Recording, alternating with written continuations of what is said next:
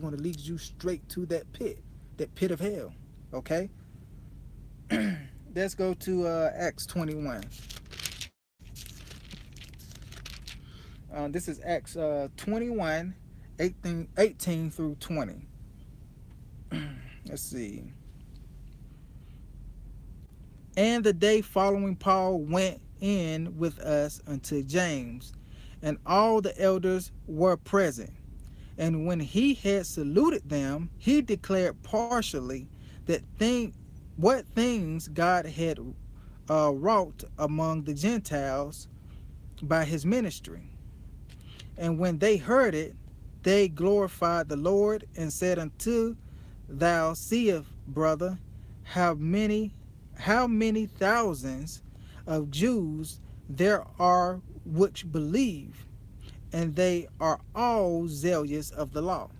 So you see that again? Paul are with thousands of Jews who all kept the law, statutes, and commandments. They was all zealous of the law. Stop trying to use Paul for your wickedness. We just skipping along here. I know this is quick, but I'm trying to get through this as quick as possible, in a timely manner. Let's go to the New Testament. Let's go to Luke chapter 1, 5 through 6. And the reason why I want to go to this scripture is to show that other people in the New Testament were also keeping the law, statutes, and commandments, the covenant of the Most High, in the New Testament. Let's go and see. Luke chapter 1.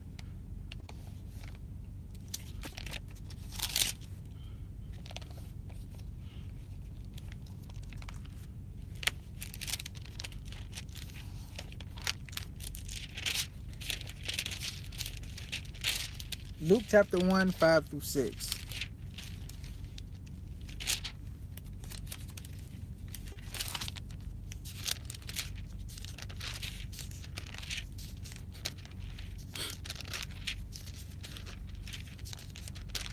All right.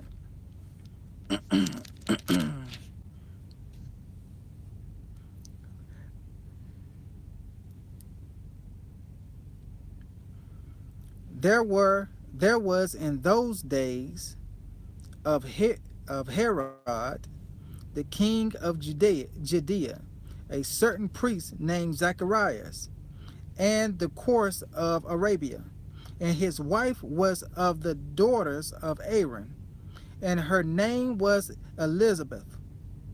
And they were both righteous before God, walking in all the commandments and ordinance of the Lord blameless. You hear that? It showed these two individuals walking in all the commandments and all the statutes and all the ordinance of the Most High. That's the law, statutes, and commandments. Right here in the New Testament. And they was blameless before the Most High. Okay? Let's skip on along here. Let's go to what I want to show next. I want to go to six scriptures, six laws in the Old Testament, and I just want to try to give you an understanding what type of laws are in the Old Testament, because a lot of these people are committing these acts up in the church and everywhere else. So this should give you an understanding what's actually in the laws. See, a lot of people don't go and read the laws. They think the laws are just sacrifice laws. No, it's sacrifice laws, moral laws, laws for the lands, laws on how you govern the whole body of Israel. Okay, just like you have laws in America, but these are laws that govern our whole body, our whole system and way of life. Every sin you commit is a law that you break. So I'm going to bring out six laws. Either you're going to think these laws are righteous to keep, or anybody can do them. It's going to show whether you're wicked or whether you're righteous, or whether those individuals you are dealing with are wicked or righteous. Okay, let's just go read 6 of them. We're going to start at Leviticus 18. Let's go to Leviticus. We're just skipping through a few of them. Okay, Leviticus chapter 18, verse 10. Let's read this. The nakedness of thy son's daughter, or thy daughter's daughter, even their nakedness thou shalt not uncover, for theirs is thy own nakedness. So he's telling the man, do not sleep with your son's daughter, and do not sleep with your daughter's daughter. Do you think that's righteous or unrighteous? So look, listen. If your father was to go and try to sleep with you, you don't think it's something wrong with that? Or if it was anybody else's father, and you seen them trying to sleep, with their son's daughter or their daughter's daughter, that means, they're trying to sleep with their grandchild. They are trying to sleep with their grandchild. So if that grandchild, let's say she's 10, regardless of how old she is nasty.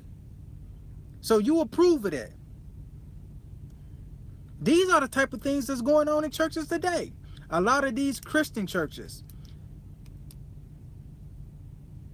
these are things that they're teaching you not to keep. But see, nobody really go into to bother and really study the laws that are in here. Let's go to another one. Let's go to Leviticus 18 and 8. This is just right up here. Okay. The nakedness of thy father's wife shalt thou not uncover. It is thy father's nakedness. So what he just said right here, you the son of your father, okay? He's saying, do not go and sleep with your father's wife. Is that righteous or unrighteous? Come on now. Would it be a righteous act if I go sleep with my father's wife?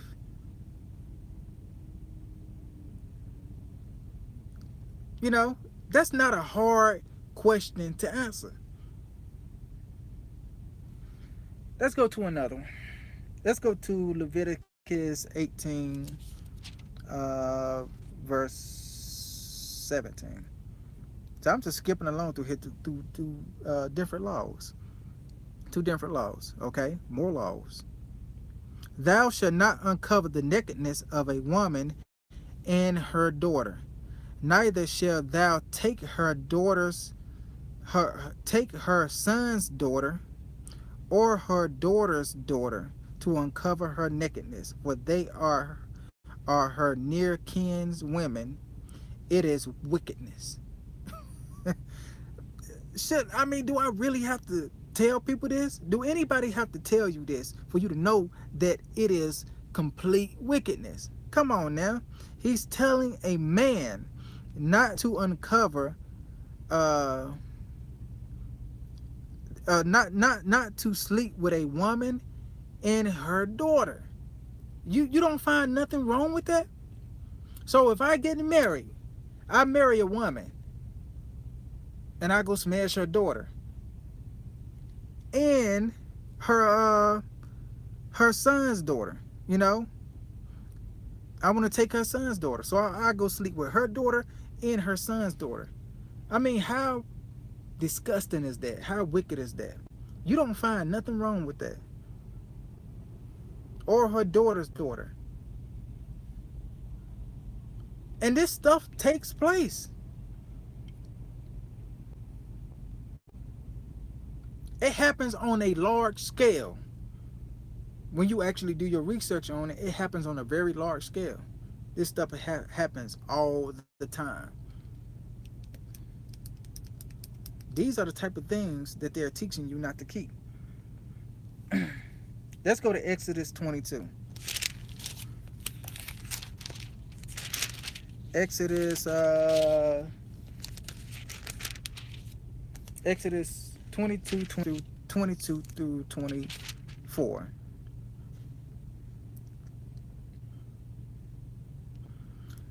Ye shall not afflict any widow or fatherless child. If thou afflict them in any wise, and they cry at all unto me, I will surely hear their cry, and my wrath shall wax hot, and I will kill you with the sword, and your wives shall be widows, and your children fatherless. So why is the Most High going to kill you? Okay, because you afflicting widows, women with no wives, and fatherless children. Why would you be treating them wrong in the first place if you're righteous?